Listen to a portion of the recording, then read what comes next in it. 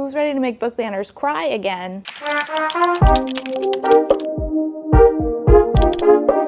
Hi, my name's Rachel, and today we're going to talk about one of the most banned books in United States schools, and that is All Boys Aren't Blue by George M. Johnson, which was the book club pick for February for my book club, Julie Hates This Book Club, named after my resident county book banner, Julie Gephardt's Who Hates This Book? But she's not alone. As I said, this is one of the most banned books in United States schools, despite being written for young adults, and despite being written about the author's adolescence. All Boys Aren't Blue is described by the author as a memoir manifesto. It's about George M. Johnson's real experiences as someone who is both queer and Black. It has 16 chapters, all of which are in essay format. They span a variety of topics. So we're talking about things like identity, family, losing loved ones, and the grief that comes with that, the whitewashing of education, sexual assault, sexual education in the context of how it is important in being able to navigate young adulthood and protect yourself, and brotherhood, as in fraternity. Those are just a few of the topics in this book's essays. Now, these topics are not talked about in isolation, obviously, because who you are, you take with you in navigating things. As the introduction says, this book is an exploration of two of my identities, Black and queer, and how I became aware of their intersections within myself and in society. So each of these different topics, family, fraternity, are not able to be divorced from George's identity. George takes who they are into navigating those topics and talks about that in abundance here. As a parent myself, and as somebody who was assaulted when they were a minor by someone who was an adult, as someone who is queer,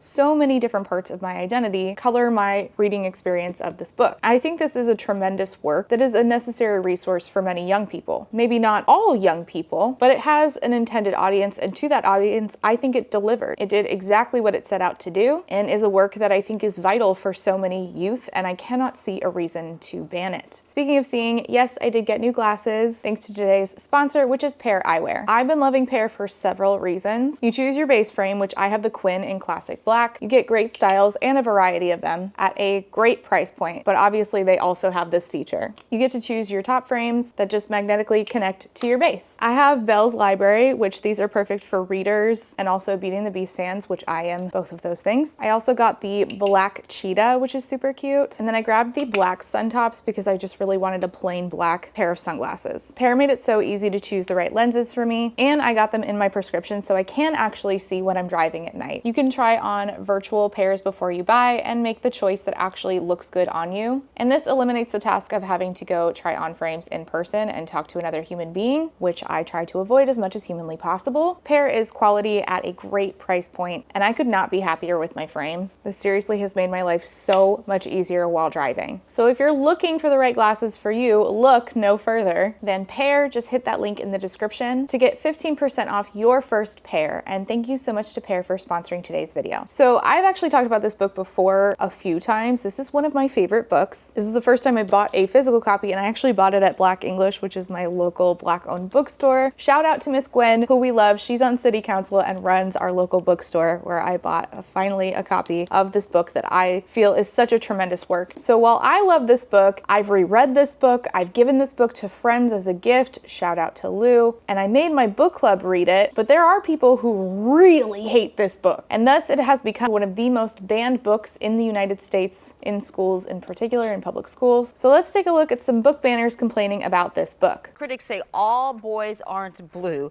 is too obscene for young readers. The author says he's not surprised. The students defending the memoir say they are disappointed. On your side's Tristan Hardy reports on this book battle.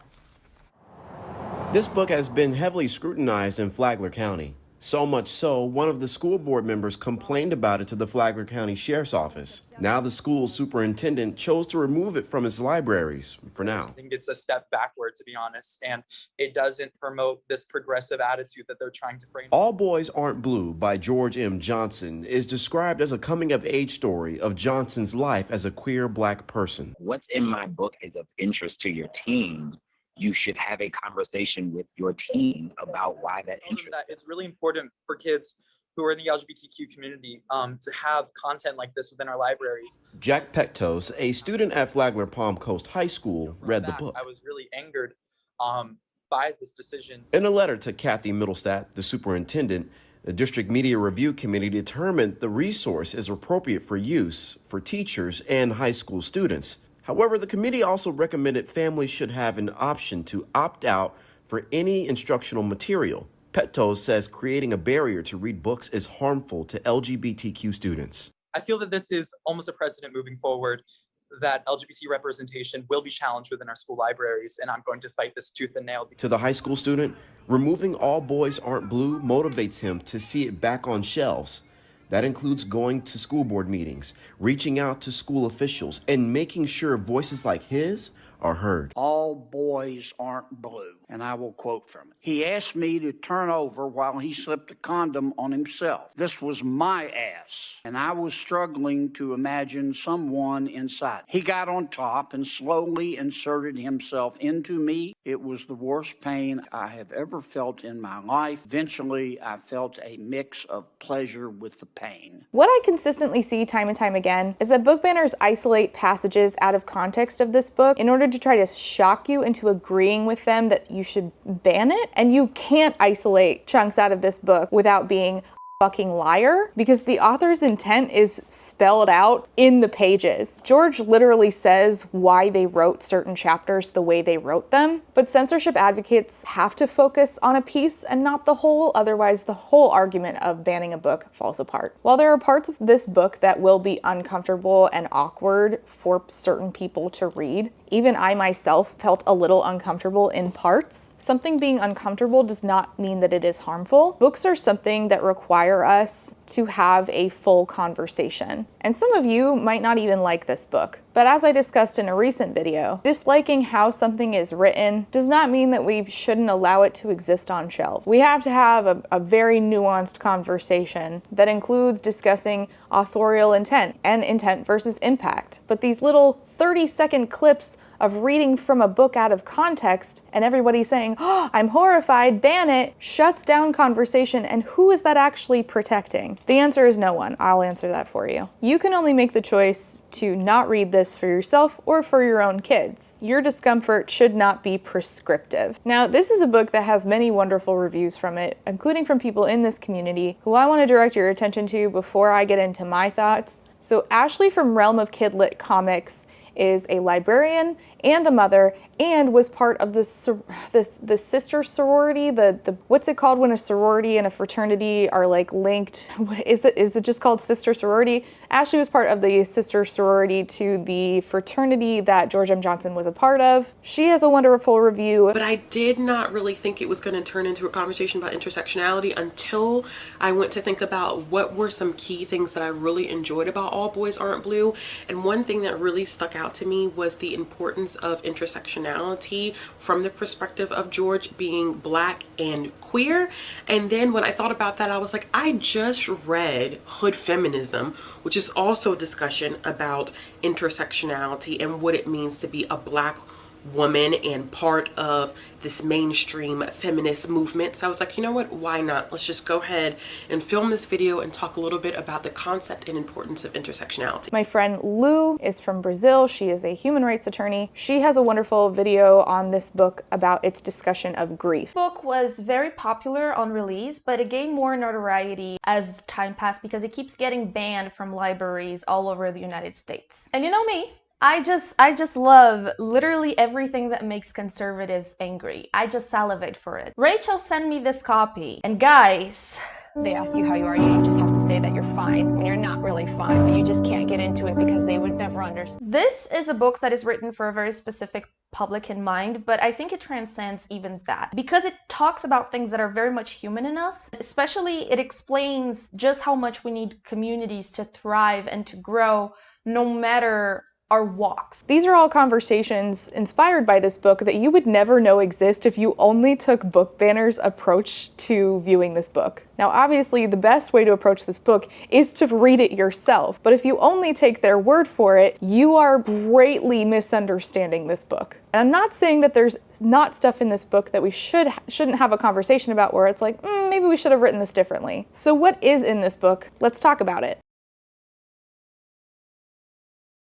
All right, so this book is separated into 16 chapters, but 4 acts. Act 1 is a different kid. Act 2 is called family. Act 3 is called teenagers, and Act 4 is called friends. Let's discuss the content that gets this book banned and challenged, and then we'll come back later to the stuff that causes book challengers discomfort that, the censorship advocates just don't want to talk about. In Act 1 is my favorite chapter that is definitely going to piss off book banners, and it is called Honest Abe Lied to Me. Let's discuss it. Let's talk about what's in here, why it's going to piss off censorship advocates, and very important context, why George wrote it. Despite my school consisting of mostly black students, there were only a few black faces on the walls of our hallways. MLK Jr., Harriet Tubman, and Rosa Parks, each alternating with white historical figures. I remember how I saw all the good white and black figures as being the same. Men like Jefferson and Washington were taught to us in a way that glossed over the fact that they owned slaves, while someone like Robert E. Lee was painted in a much different light for supporting those same things. History has a funny way of painting. Although we were taught to love and adore Abe Lincoln for freeing us from slavery, I never once questioned why 100 years later, Martin Luther King Jr. was still fighting for our civil rights. George talks about the fact that Black History Month was Black Joy. That's a direct quote. It made me feel like I could one day be someone known to the world. You sometimes don't know you exist until you realize someone like you existed before. Every single teacher I had for my years in elementary school was white. The only black teachers, Miss Childs and Mr. Robinson, had a reputation for having the bad students. Funny how those classes only had black students in them. I guess I was being taught to separate myself from my own, just as straight kids were being taught to separate from folk like me. There are levels to the oppression. Now, real quick, I just want to talk about how this made me realize things that I knew my upbringing in school was racist, but it made me reflect, when is the first time I had a black teacher or even a black administrator at all? And it was not until high school. Not a single administrator or teacher in my school, in the entirety of my upbringing, going to 4 different private Christian schools here in the state of Florida, had a single black person on the faculty that I can recall. In my private Christian school, I went to the same one for all of elementary school and then 3 different ones for middle school. In my private Christian elementary school, there were extremely few black students. I only had 1 black peer in my class in elementary school, and he was the only student in that school to be kicked out for behavior problems.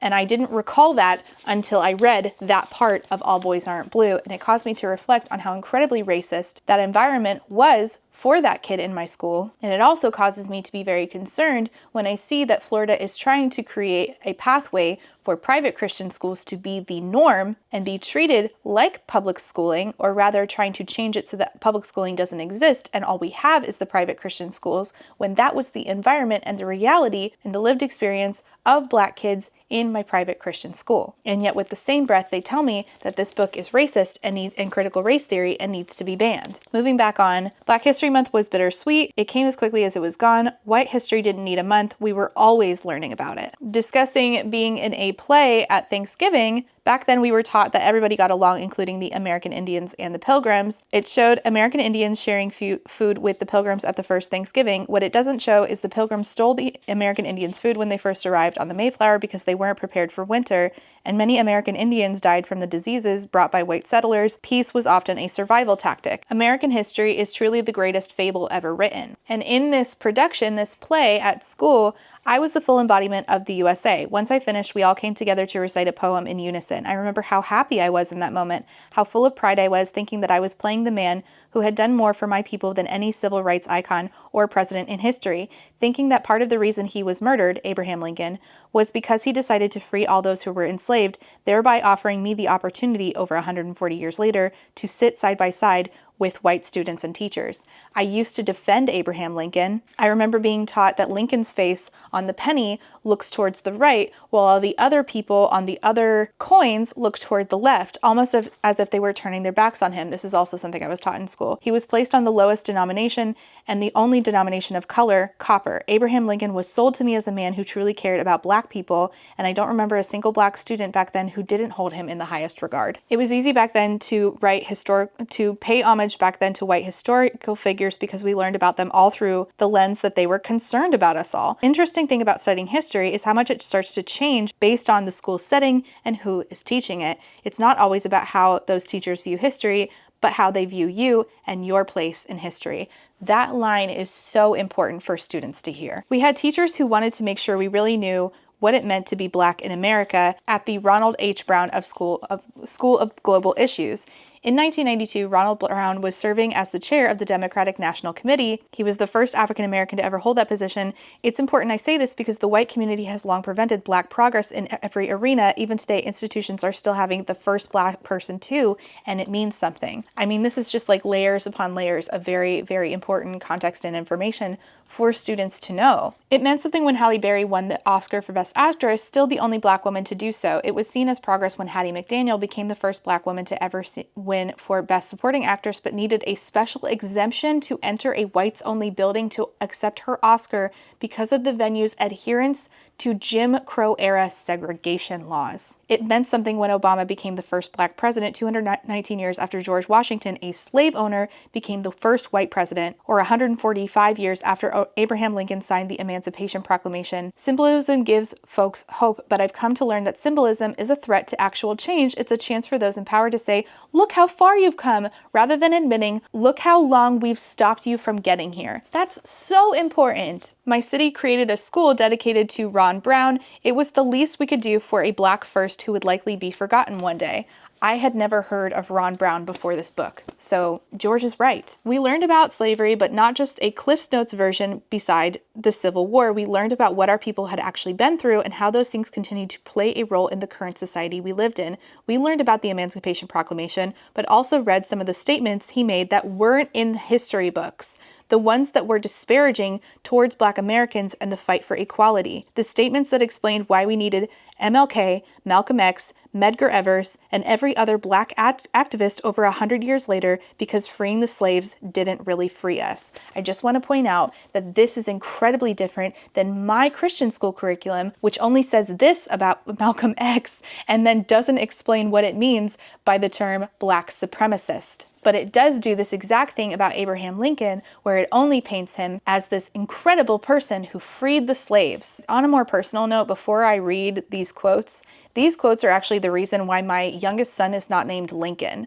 I really loved the name Lincoln, and then somebody told me, did you know that Abraham Lincoln was actually pretty racist? And I said, what are you talking about? Didn't he free the slaves? And then I looked up what Abraham Lincoln had actually done in regards to not only Black folks, but to Native Americans. He's responsible for the largest mass execution in history of Native Americans. And after that, I was so sick, I didn't want my son associated with that name. And then I named my kid after a fictional character. But it shouldn't have taken me until, how old was I when I had my kid? Like 25 or something, to learn that. I should have known that in school instead of this extremely whitewashed and honestly incorrect version of Abraham Lincoln. Here's the correct version. Here's some quotes from Abraham Lincoln that are listed in this book. My paramount object in this struggle is to save the Union. It is not either to save or destroy slavery. If I could save the Union without freeing any slave, I would do it. And if I could save it by freeing all the slaves, I would do it. And if I could save it by freeing some and leaving others alone, I would also do that. Another says, I will say in addition that there is a physical difference between the white and Black races, which I believe will forever forbid the two races living together on terms of social and political equality. Another says, inasmuch as they cannot so live, while they do remain together, there must be the position of superior and inferior, and I, as much as any other man, am in favor of having the superior position assigned to the white race. Another, I will say then that I am not, nor ever have been, in favor of bringing about in any way the social and political equality of the white and Black races. Another, I have no purpose, directly or indirectly, to interfere with the institution of slavery and the states where it exists. I believe I have no lawful right to do so, and I have no inclination to do so. George goes on to discuss how they were suppressing their queer identity at this point in junior high while suppressing their Black identity. There was a constant struggle with this type of double living. For me to be Black and fully present, I always felt that I had to push myself to be straight. I had on my mask laughter and smiles to hide my tears, a mask that many Black folk have worn. Leaving junior high, I had a whole outlook on Black history and race in this country, discussing what happened with Rodney King, the O.J. Simpson verdict, and then Abner Louima's case happened in New York, and it was daily news where I lived. 4 cops assaulted him and stuck a plunger in his rectum. Reading this and then reading The Hate U Give right after was very interesting, because these books by Black folks that talk about being critical of police in the wake of police being brutal and sometimes often murderous towards Black folks, including Black children. These books are called anti-cop, and yet they ignore that often they include conversations with cops. So in The Hate U Give, the main character Star, her uncle Carlos, is a cop. In this book, George discusses how, and this again is a memoir, George discusses that their own father was a cop. My dad was a cop. He knew that being his child wouldn't protect me from how police interacted with Black boys. The talk is what we call it in Black families, not about the birds and the bees, but about the dangers of interacting with non-Black people because they will assume the worst of you as a Black boy. And this is mirrored in The Hate U Give by Angie Thomas. And it's interesting that like these real life experiences of Black folks are labeled anti-cop and therefore should be labeled inappropriate for children when these are the lived experiences of children. Your experience shouldn't be the experience, you should not exist, is what kids hear when you tell them that these books should not be on shelves. I wish more parents did this though, at least from the historical standpoint, making sure Black kids come home to read Black literature and know their heritage in depth, because it damn sure is not taught to us in school. This is true. And there's an active effort to get rid of books that talk about the Black experience and about the Black experience with learning Black history, like The Hate U Give, which references Emmett Till and Nat Turner and Malcolm X. So then George goes on to talk about how they were one of the token Black kids at Bishop George R. High School in Edison, New Jersey, which was a Catholic school that was primarily white and Filipino. I was never called a N-word, but I did deal with weird racially charged questions. Are you in the hood? Is your family from the ghetto? Is that your real hair? Can I touch it? Microaggression is the academic term for what I was experiencing. Simply put, it's when a person insults or diminishes you based solely on the marginalized group you are in.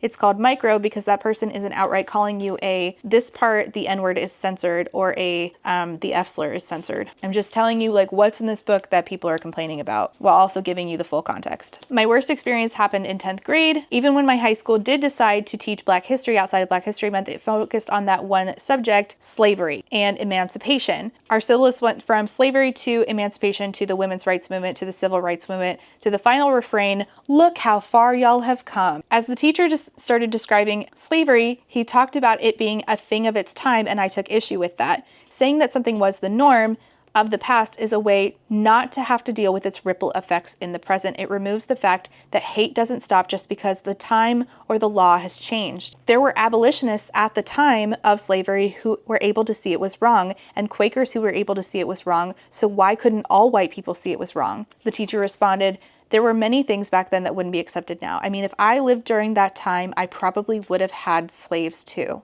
What a horrible thing to say to a student. That's not okay. It's not okay for you as a teacher to say that you would have had slaves. So the chapter ends with saying, when I say that Honest Abe lied to me, I mean that the history I once loved as a child wasn't the real history at all. I was educated to believe that Lincoln and many other white historical figures played little to no role in the oppression Black people have faced for hundreds of years. I use my history as a tool to fight against my marginalization. The greatest tool you have in fighting oppression of your Blackness and queerness and anything else within your identity is to be fully educated on it. Knowledge is truly your sharpest weapon in a world hell-bent on telling you stories that are simply not true. Honest Abe lied to you, I won't. That is how the chapter ends, okay? So good questions to ask yourself, knowing now the full context of that chapter. Why would this chapter get this book banned? And what is the author's intent in writing this chapter? It's very clearly laid out here. The intention is to describe what it's like being a child growing up, learning whitewashed history, incorrect history, false history, a fable, as they called it. But even more so, now imagine being a Black kid and learning that in school. Imagine having a white teacher and learning that in school. Now imagine your white teacher tells you, if we were living back in that time, I might have owned slaves too. What's the author's intent? It's spelled out at the end. Honest Abe lied to you, I won't. Knowledge is truly your sharpest weapon in a world hell-bent on telling you stories that simply are not true. If those teaching the information are unwilling to give you the answer, you go and do the research yourself. Now, who would want to ban this book for talking about the fact that Honest Abe was not so honest after all, or maybe was honest about the fact that he thought that the white race was superior, direct quote, and no, should not be a hero heralded for having freed the slaves? Well, let's take a look at my own school board meeting just a couple of years ago. Every year, my school board, for at least the last few years that I've been attending meetings, has had a proclamation in June.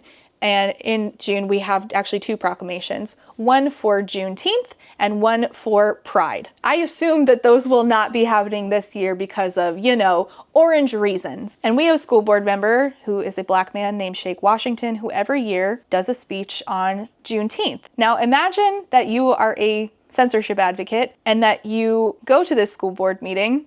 What would you say? I can show you what they say about Juneteenth. I can show you what they say about Abraham Lincoln, because they don't want Juneteenth celebrated because they don't believe that it's a real thing. They believe that slavery ended because of Abraham Lincoln, and the person that should get all the credit is Abraham Lincoln. If you think I'm lying, here is a video of a woman at my children's school board saying this. I'm Kathy Brown. I've lived in Hillsborough County since 1974, and I'm here to oppose both proclamations.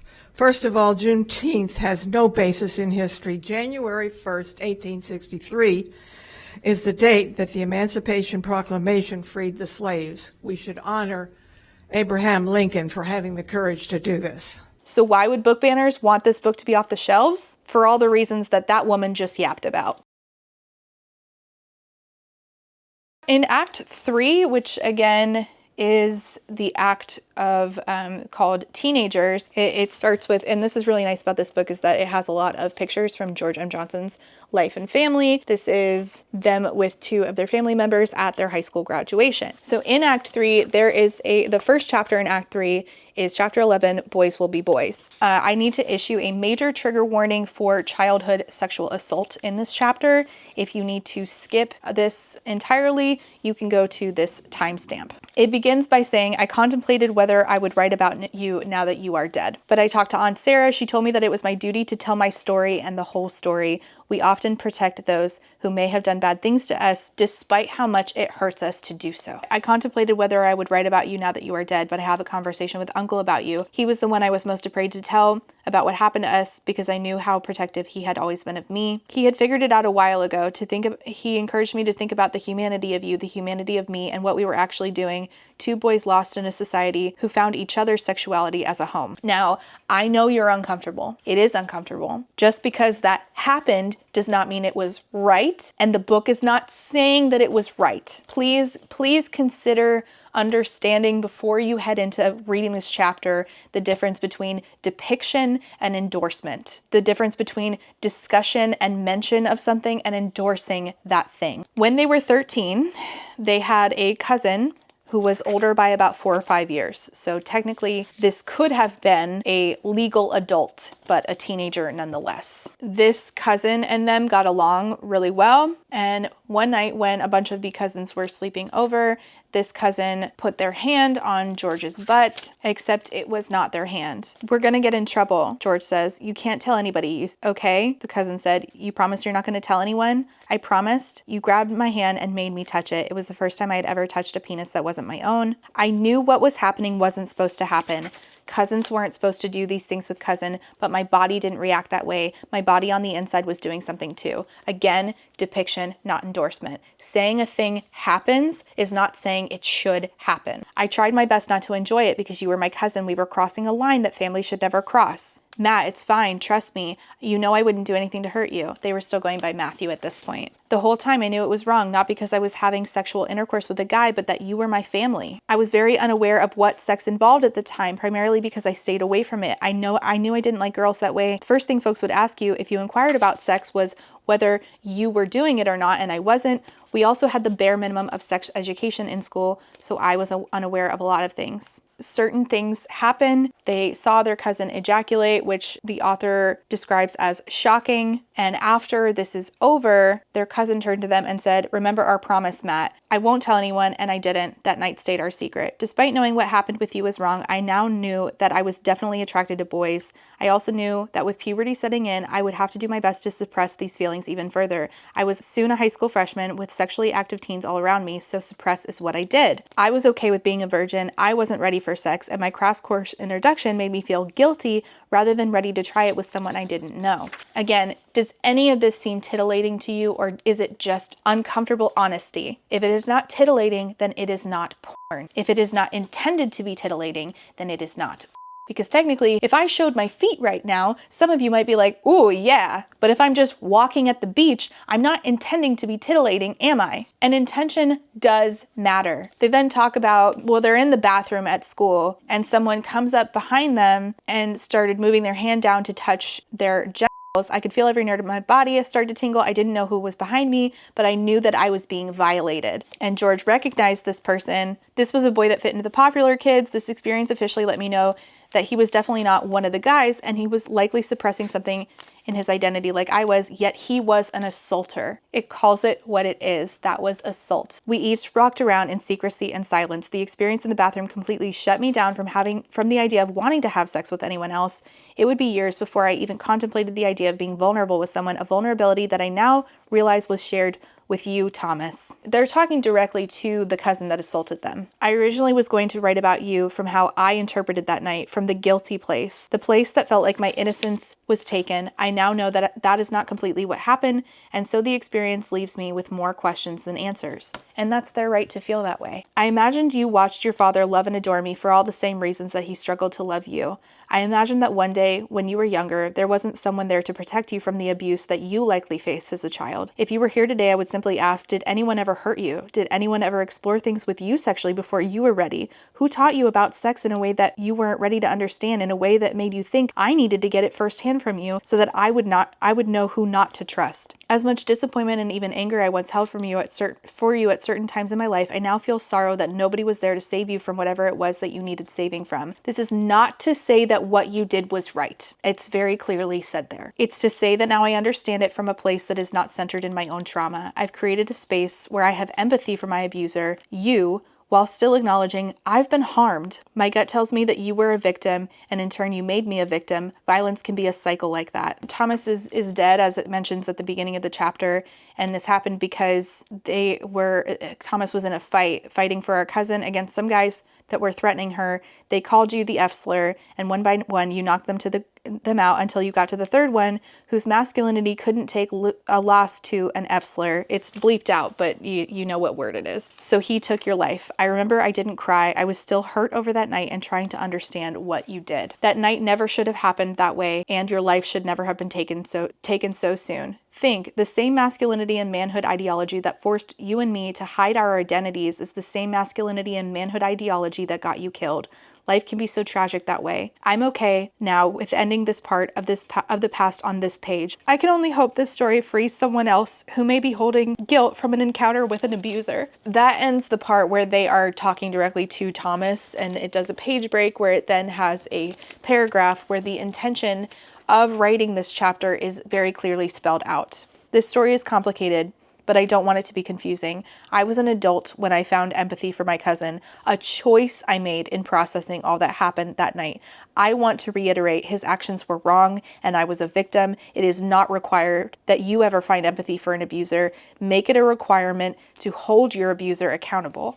Oh, I hate talking about this, but I feel like as a parent and as a CSA victim, I kind of have to. I have no empathy for my abuser, and I do not feel that George M. Johnson, in writing this chapter, is telling me to have empathy for my abuser. It says very clearly in this chapter that that is a choice that they made, and it also says that what happened was wrong, and it also says that it never should have happened. It also is really important that we talk about COCSA, which is child-on-child sexual assault, which is so much more common than you know. Now that I'm an adult, multiple of my friends have told me that their children were sexually assaulted, and this happened to their children by other children who they were hanging out in the homes of. Both times it was other family members. This is extremely common, and we don't talk about it, and when we don't talk about it, we do nothing to prevent it. That chapter was incredibly hard to read. You can see that I am upset, but I don't think that it is age inappropriate. And if anything, I think that that chapter would be very helpful for me to help explain to my kid, hey, your friend was sexually abused by their cousin. They might have some complicated feelings on it. Let's use this book as a jumping off point to have some discussions on how we can understand those complicated situations and the complicated feelings that your friend might have now for that cousin.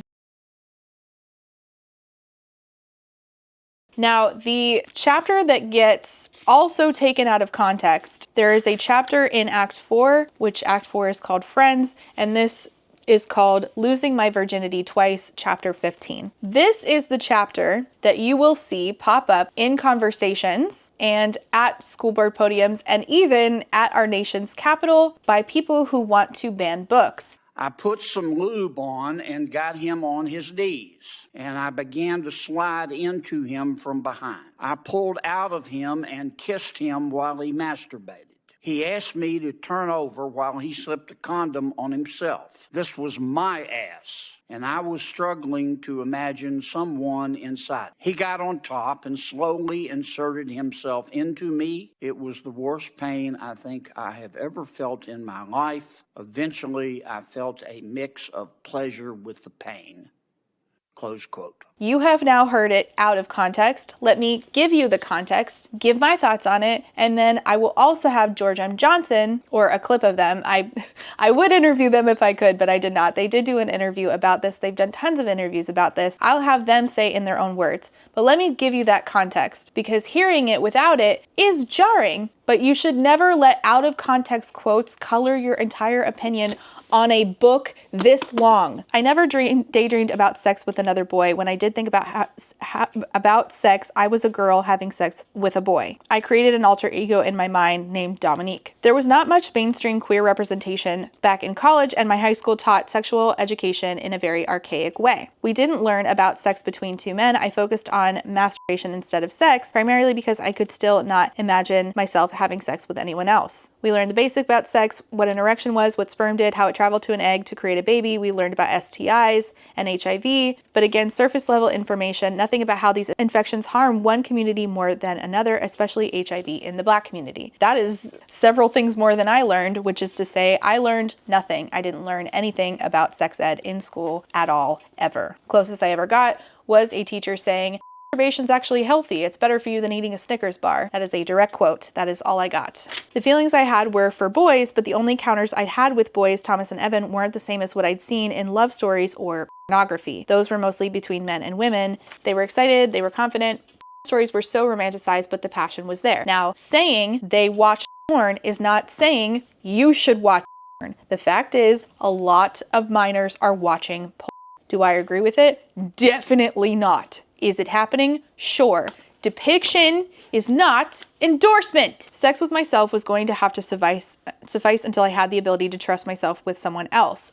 Now, you know the context. I gave you the context on Evan and Thomas so you understand why they feel that way. So they were very hesitant going into a sexual situation with all of that sexual trauma. So they did end up finding somebody who they were attracted to, who they were interested in. I was extremely nervous because I did not know what I was doing. I didn't know where it would lead. I just remember silence. I know that it felt right. It was the first time I was sharing my body with someone on my terms. I felt agency in that moment. Now, agency is something that we don't teach teenagers about. And we should, because if I had been taught agency, I might not have been sexually assaulted. But I guess we just don't want kids to learn preventative information. I was scared as hell, one, because I didn't know what I was doing, and clearly he did. It does say things in like a very matter-of-fact way. He reached his hand down and pulled out my He quickly went to giving me head. I just sat back and enjoyed it, as I could tell he was too. He was also definitely experienced in what he was doing because he went to work quite confidently. The way that this is written, it does not feel like it's trying to elicit any sort of feeling in you, and I don't see how it could.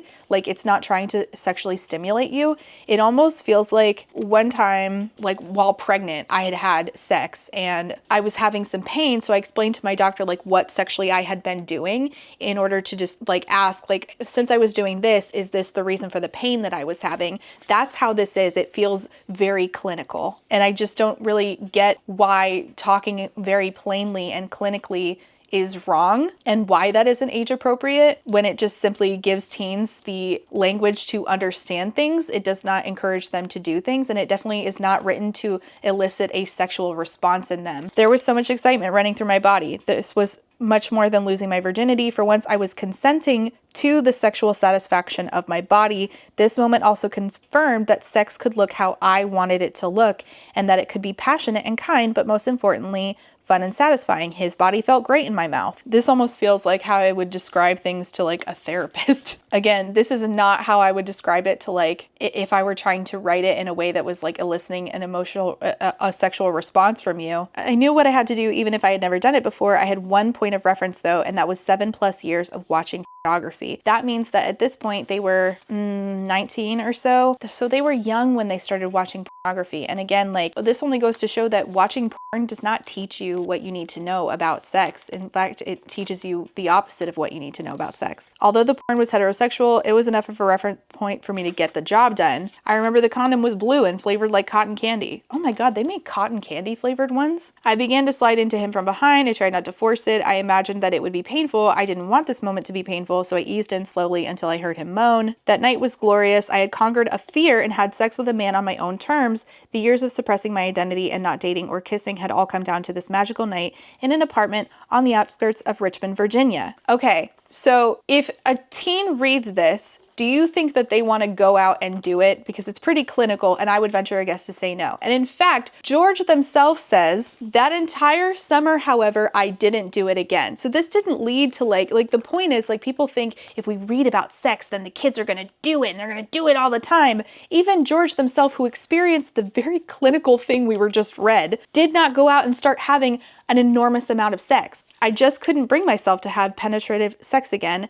I was hesitant because I still had a lot of questions. I wasn't sure if I always wanted to be the dominant person in the bedroom. I was still a novice. I wasn't sure if I had topped him, that I was always meant to be the top. Here's the thing. These are awkward questions to ask. When and where are teens and 18-year-olds supposed to ask these questions? And of whom? Of other uneducated 18-year-olds? What resource have we left this age group of people to navigate these things? We've said it's gross, it's gross, it's gross, it's uncomfortable, it's inappropriate, until magically they hit 18 and then we're like, I guess you can read that book. Where else are they getting this information? Where else are their questions being answered? So they said it was time to reflect and figure out if sex was going to be the casual hookup thing, or if I was ready to now seek something more. This is just introspective, like deciding to wait and see about your feelings before you proceed with doing anything. So they talk about the next sexual experience they have. He knew what to expect, I didn't. As an avid porn watcher, the only thing I knew about anal sex previously was that it was painful, or at least it was played up such on the cameras.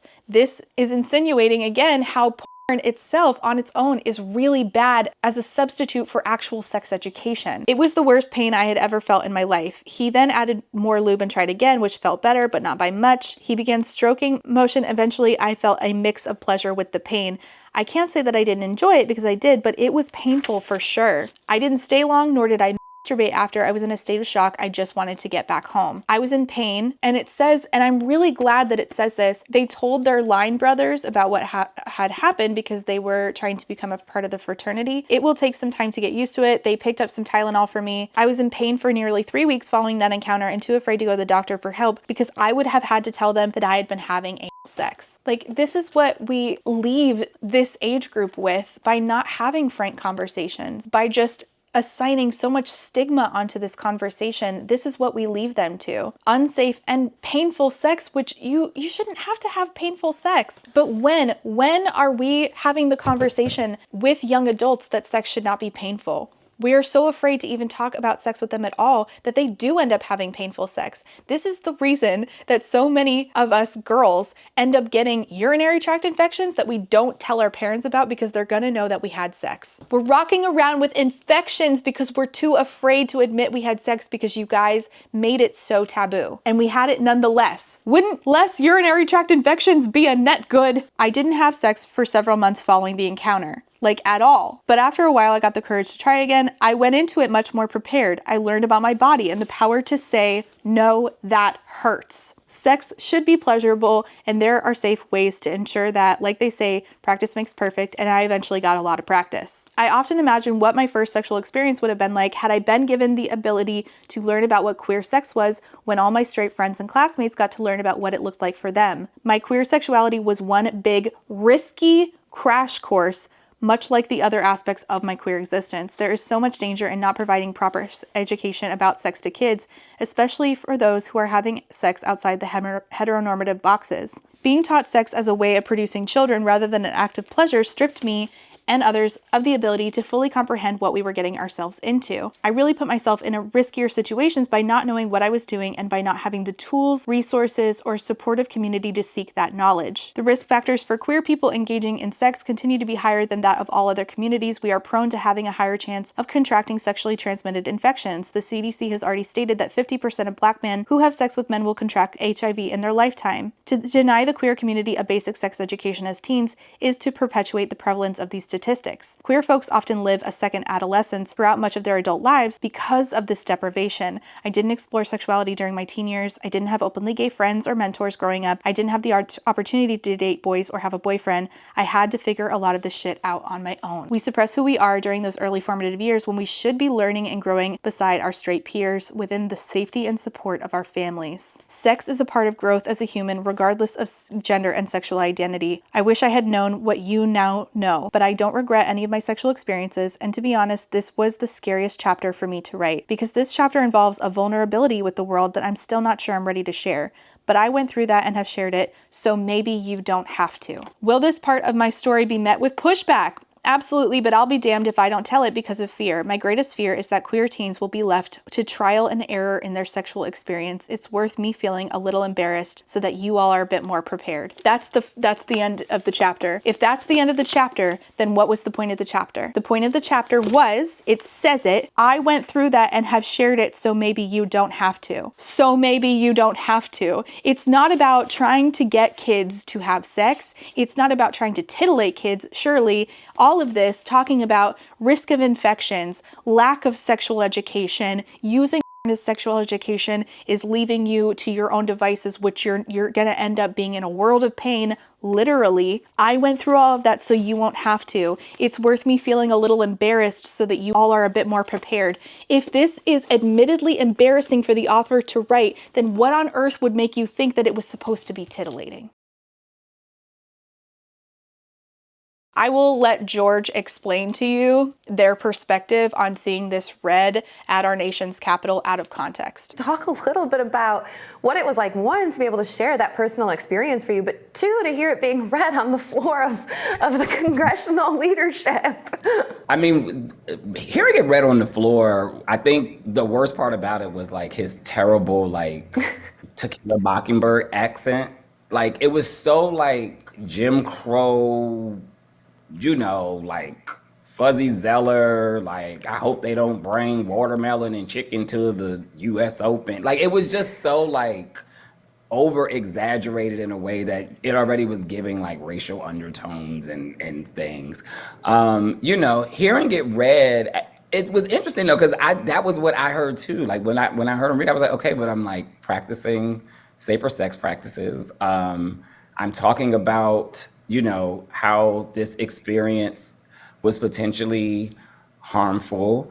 And I think what always pisses me off about when they read that particular section is that section is talking about that you have the right to say no if you're in pain, or that you have the right to consent, or you have the right to consent and then also take away consent in the midst of engaging in sexual intercourse, which is really important to teens because teens don't know that.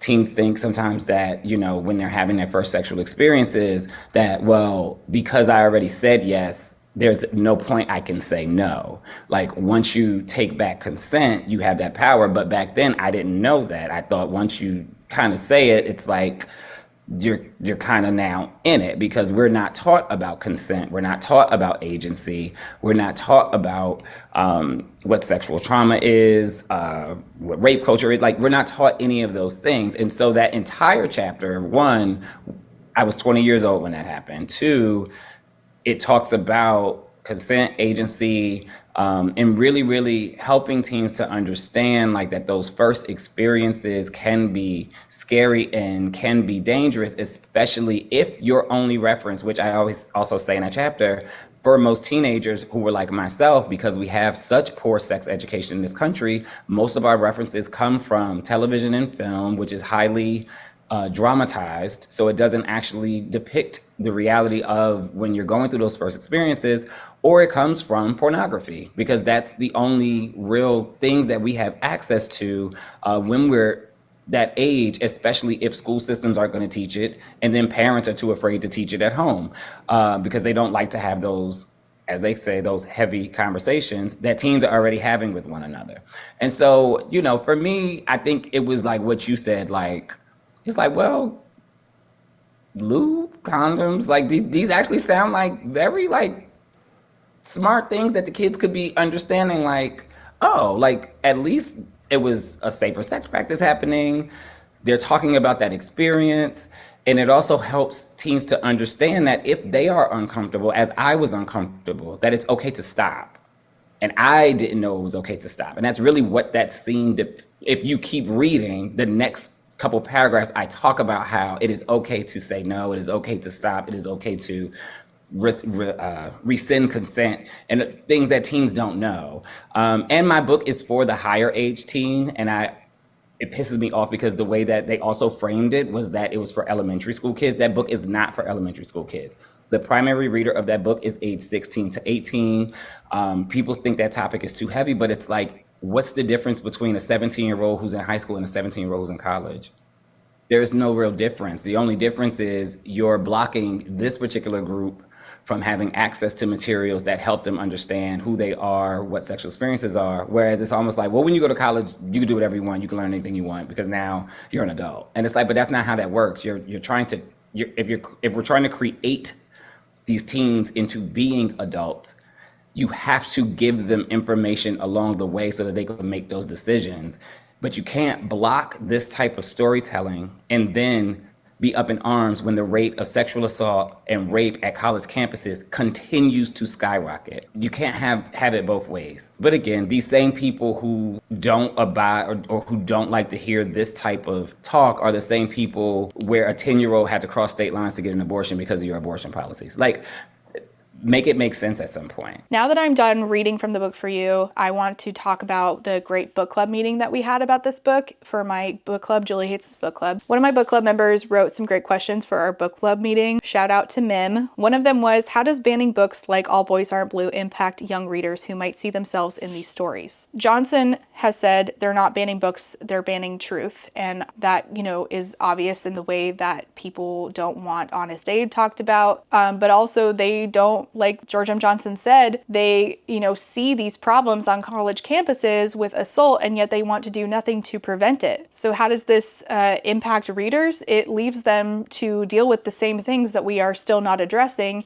And how can we address them? Well, we could start by having these uncomfortable conversations that Johnson admits are embarrassing, but they are necessary nonetheless so that we can try to prevent these very real problems that are not getting addressed. Johnson says they're not banning books, they're banning truth. I think that this is a great example of a book that broaches really uncomfortable subjects, but does it in an age-appropriate way. One of the major topics in this book is gender expression and prescribed masculinity. We see how when your masculinity is under attack, that causes you to put yourself in unsafe situations in order to protect it. That's what happened to their cousin Thomas that led to Thomas's death. Another topic is family. Johnson has multiple letters to family members in this book. Family is what I'd say like the bulk of this book is about. I think that both Johnson's views on masculinity and their family, the way that their family treated them with like a few family members being affirming, is unacceptable to the people who are trying to censor this book. Censorship advocates believe that any discussion that is not recreating or reinforcing their very narrow worldview should be labeled as harmful so that they can get it away from anybody. And therefore, you know, effectively they've silenced it by reframing anything they don't like as dangerous. If your experience is not the experience that they'd prefer for everybody to have, they will label you as inappropriate. Not just your media, but you as a person. There is no evidence that this can harm its intended audience at all.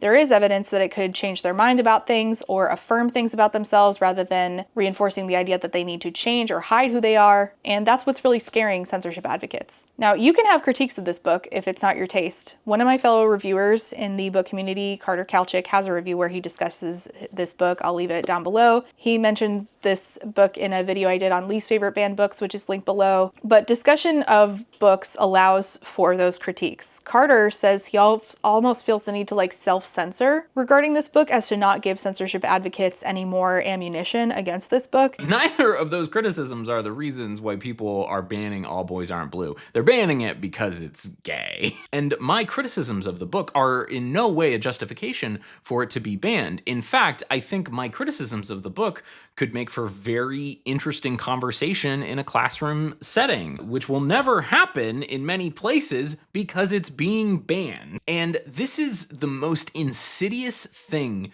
about book banning.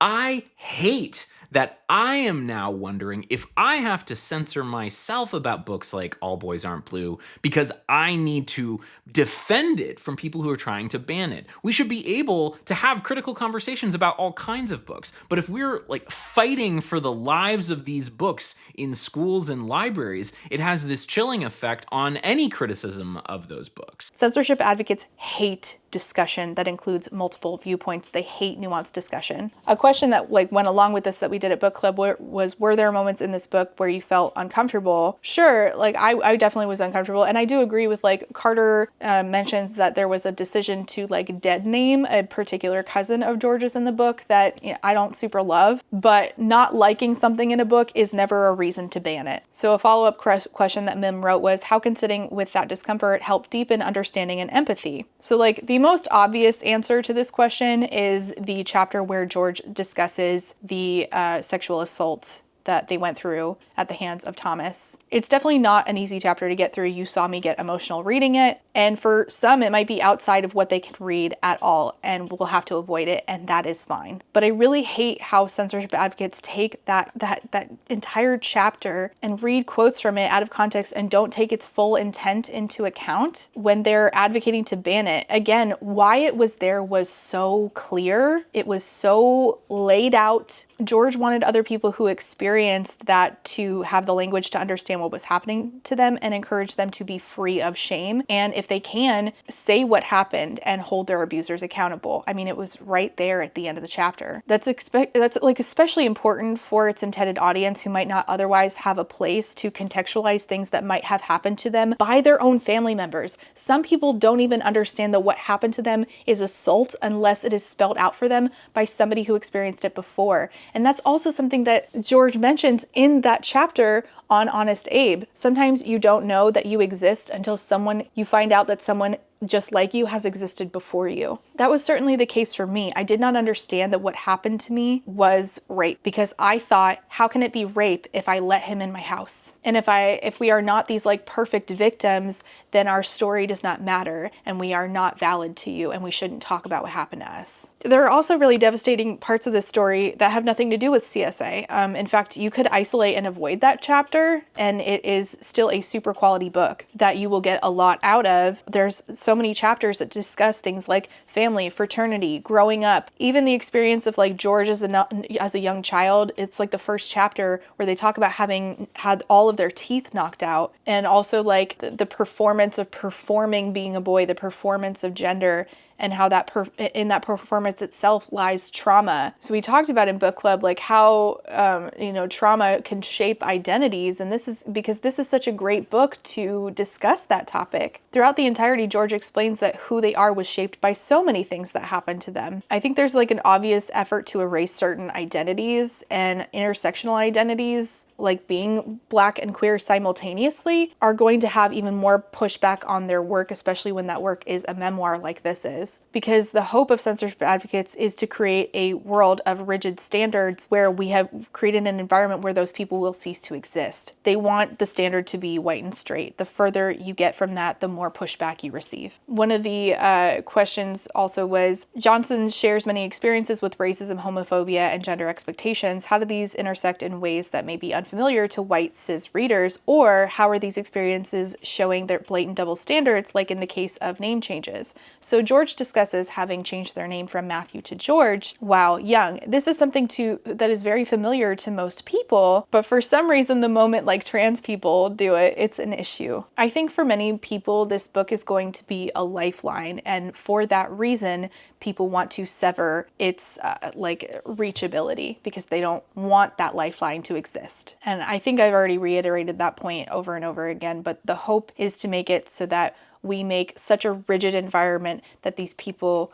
cease to exist. So I think that we should celebrate this book, even if there's stuff in it that you didn't like. I think that the fact that it exists at all is an act of resistance, and I think that we do need to continue reading it and talking about it, because resistance against the attempts to make it so that certain groups and kinds of people do not exist is something that we need to fight against, and we fight against that by being in conversation and by uplifting those affected voices, by having nuanced conversations about books. So I highly recommend this book. I'm so grateful that my book club, Julie Hates This Book Club, had the opportunity to read it, and that we had such a great discussion about it. And every time I reread this book, I get more and more out of it. And this is definitely something that I would give to my kids when they're, 15 and up. Is parts of it awkward for them to read? Absolutely. But there's going to be a lot of moments that are awkward in parenting. That is the nature of parenting. I'm not doing my job if I simply shut down conversations instead of sitting in that discomfort with my kid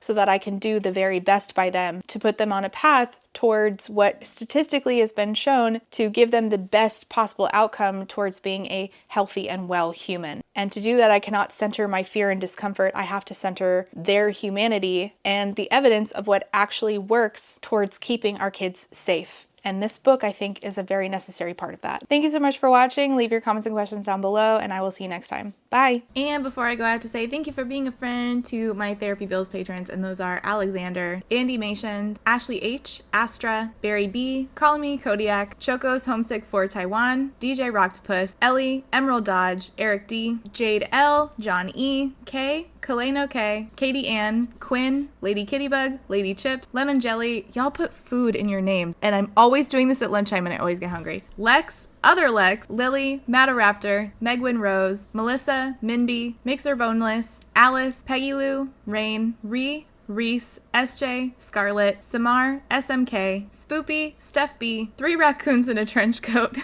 Tori, Urchin Audrey, White Raven 13, and Zorvictia. Thank you all so much for being here and for being a friend. And last but not least, I also have to say a big thank you to my Potato Search Marxist patrons, and those are Adrian, Aaron, Alejandra, Alicia's Last Frayed Nerve, Althea, Amanda D, Angelica, Artie the Ninth, Ava, Bari the Witch, Beck, Blythe Lavender, Bookish by Jenna, Bookish Rabbit, Bree, Bridget G. Collins, Kate B, Caitlin, Carlin, Carly, Casper, Kate, Kathy, Celeste, Claire Online, Cole, Colleen, Corwin, Courtney, Darius, Danielle, Danita, Darren, Desiree Michelle, Dilf Enthusiast, Silco Apologist Era.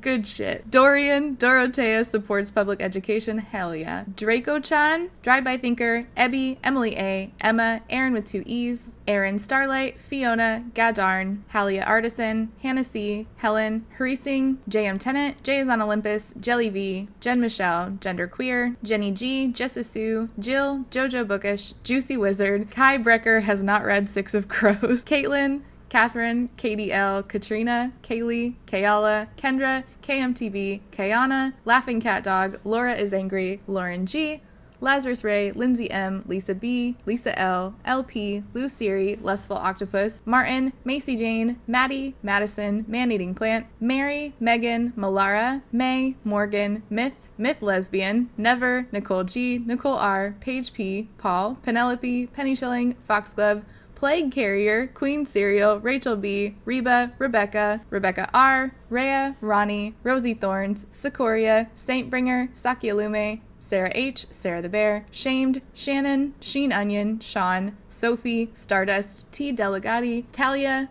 That Nerdy Mystic, That One Cute Chick, This Is Not a Trap, Tiana, Too Thick to Work Today. Oh my gosh, I forget how unhinged it gets at the end. Triple M, Taito Phoenix, Unicorn Jenny, Waves, Wobbs, Writer A, and last but not least, Zayden's award-winning Eggplant. Thank you all so much for being here and for being a friend.